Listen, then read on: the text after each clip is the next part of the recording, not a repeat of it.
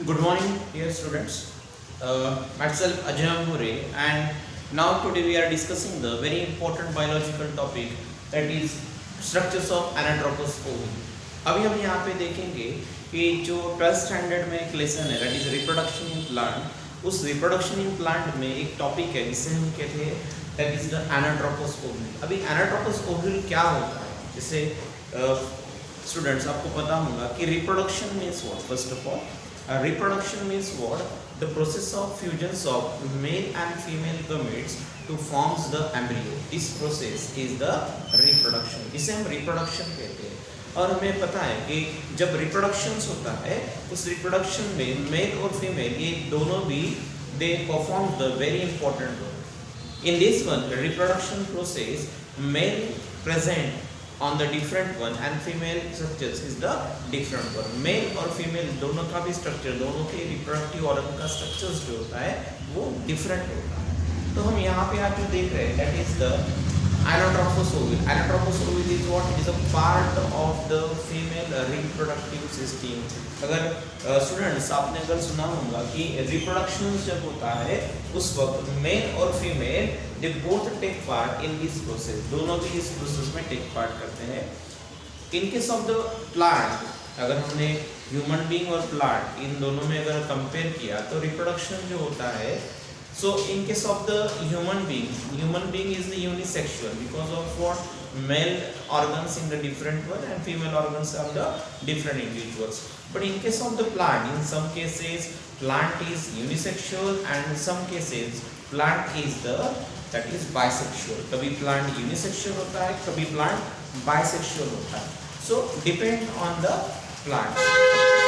So in this case first of all हम यहाँ पे रिप्रोडक्शन का जो कंसेप्ट है उसमें ही हम देख रहे हैं that is the anatropous ovule का स्ट्रक्चर देख रहे हैं.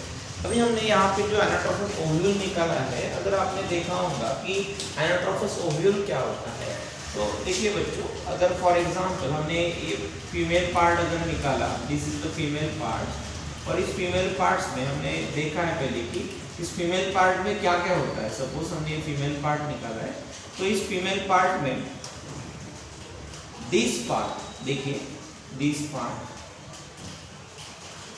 देखिए इसे हम स्टिग्मा कहते हैं. This is stigma, this one is the style, this one is the ovary, और इसे हम कहते हैं ओव्यूल. This is ovule. तो हम यहाँ पे जो देख रहे हैं, तो हम इस ओव्यूल का स्ट्रक्चर से यहाँ पे निकाल रहे हैं, हम देख रहे हैं. हम आज जो ओव्यूल है, this ovule it is anatropous ovule. इस एनाट्रोपस ओव्यूल में दो एंड होते हैं, जिसका लोअर साइड जो होता है जिसे हम माइक्रोपाइल एंड कहते हैं. This is we call it is the micropyle and.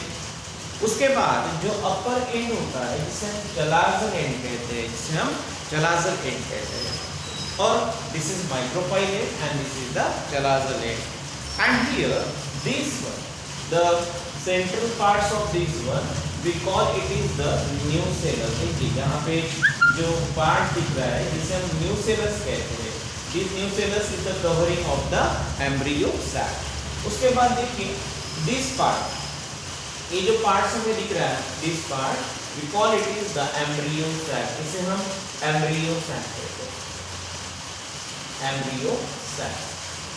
This one, and this embryo sac is covered by the this nucellus. वो न्यूसेलस से कवर्ड हुआ है.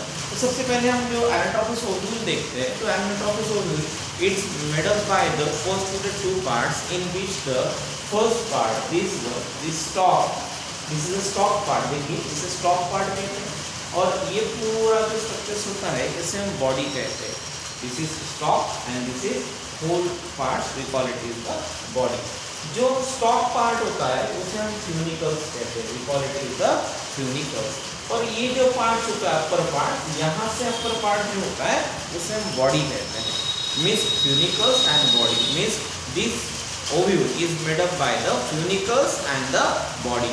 और यहाँ पे जो फ्यूनिकल्स और बॉडी होती है, it is joined by the one structure. Structure is the hilum, जिसे हम हाइलम कहते हैं. This one is the hilum which joins the body and the top. और उसके नीचे ट्यूनिकल्स के नीचे this is the placenta. Placenta is what? It is for to transport the food material from the parents to their offspring. तो यहाँ पे this structure, अभी हम यहाँ पे ये ट्यूनिकल्स देखें। ट्यूनिकल्स के बाद हम देखेंगे बॉडी में क्या क्या होता है। बॉडी में यहाँ पे दो एंड होते हैं, ऑलरेडी हमने बताया है। एक जो एंड होता है माइक्रोफाइल एंड होता है, अपर एंड जो होता है उसे हम चलाजर एंड कहते हैं। और उसी के बाद next one, this central one we call it is the embryo sac, जिसे हम एम्ब्रियो सैक कहते हैं।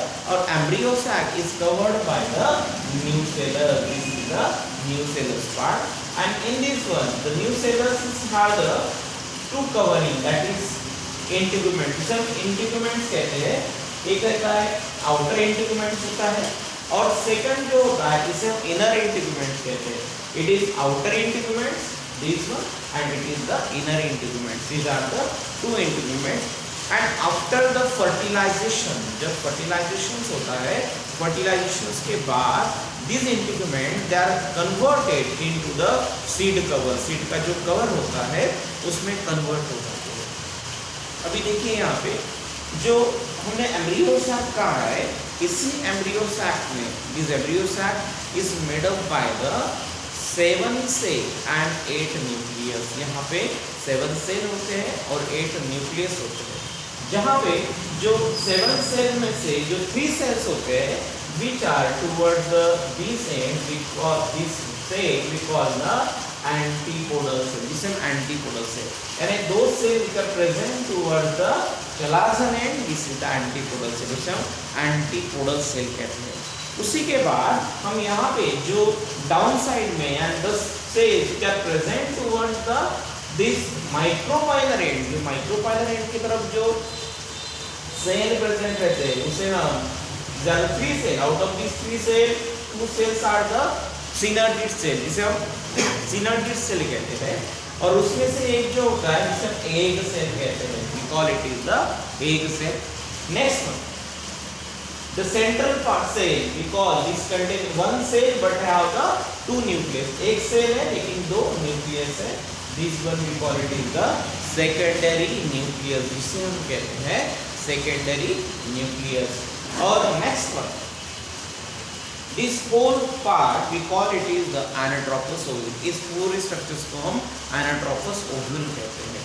तो ये जो एनाट्रोपस ओव्यूल है, they are take part in the reproduction process. तो ये देखिए, ये जो एनाट्रोपस ओव्यूल जो है, हमने ये ओव्यूल निकाला है और इसी ओव्यूल का स्ट्रक्चर यहाँ पे रखा है।